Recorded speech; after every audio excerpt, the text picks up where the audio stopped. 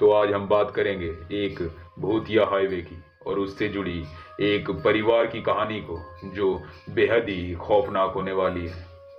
तो चलिए बिना देरी किए हुए इस खौफनाक कहानी का शुरुआत करते हैं। गहरी रात थी। घड़ी की सुइयां आधी की रात के बाद का समय दिखा रही थी। अजय और उसकी पत्नी पूजा अपनी कार से शहर से लौट रहे थे। उन्होंने देर रात तक एक पारिवारिक समारोह में अपना समय बिताया था और अब घर जाने की जल्दी में थे। रास्ता बहुत ही लंबा था और उन्होंने तय किया कि हम शॉर्टकट के लिए पुराने भूतिया हाईवे से जाएंगे। हालांकि उन दोनों को ये बातें पता थी कि यह रास्ता एक भूतिया हाईवे से बदनाम है। यह हाईवे बरसों से बदनाम था। लोग कहते थे कि वहां रात के समय कुछ ऐसा होता है जिसे शब्दों में बयां करना मुश्किल ही नहीं बल्कि नामुमकिन है। अजय और पूजा इन बातों को महज एक अफवाह मानते थे। जैसे ही उन्होंने हाईवे पर कदम रखा, हवा अचानक ठंडी हो गई। सड़क के दोनों ओर घने पेड़ अंधेरे में किसी छायादार दानव की तरह लग रहे थे। सड़क सुनसान थी और दूर दूर तक कोई भी गाड़ी नहीं दिख रही थी। अचानक पूजा ने कार की खिड़की से बाहर देखा और कहा, अजय, क्या तुमने उस पेड़ के नीचे किसी को देखा? अजय ने मुस्कुराते हुए कहा, शायद तुम्हें नींद आ रही है। यहाँ कौन होगा भला इतनी रात को? लेकिन पूजा का चेहरा डर के मारे सफेद पड़ चुका था।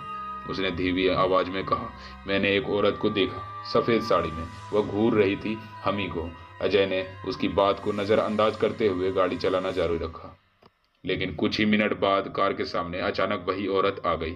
उसकी आंखें चमक रही थी और चेहरा अजीब था और चेहरे पे एक अजीब सी मुस्कान भी थी। अजय ने घबराकर ब्रेक मारा, लेकिन जब उन्होंने दोबारा देखा तो वहां कोई नहीं था। डर के मारे पूजा ने अजय से कहा, हमें वापस लौट जाना चाहिए, यह जगह मुझे ठीक नहीं लग रही। अजय ने हाँ भी भरी और गाड़ी मोड़ने की कोशिश की, लेकिन जैसे ही उन्होंने गाड़ी मोड़ी, इंजन बंद हो गया और चारों ओर घना सन्नाटा छा गया। अचानक गाड़ी के शीशे पर जोर से किसी की दस्तक हुई। दोनों ने डरते हुए देखा।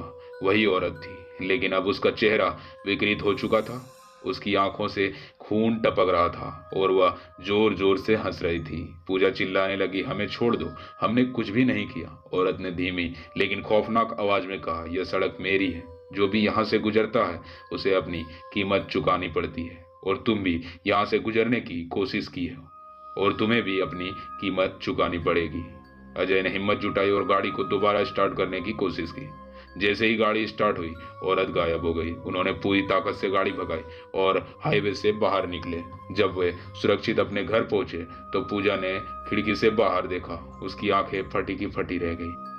पूजा ने देखा कि वही औरत उनके घर के बाहर खड़ी थी और उसकी खौफनाक हंसी पूरे इलाके में गूंज रही थी। पूजा पूरी तरह डर गई और पूजा को सुबह तेज बुखार आ चुका था। लेकिन कहानी यहीं खत्म नहीं होती है मेरे दोस्त।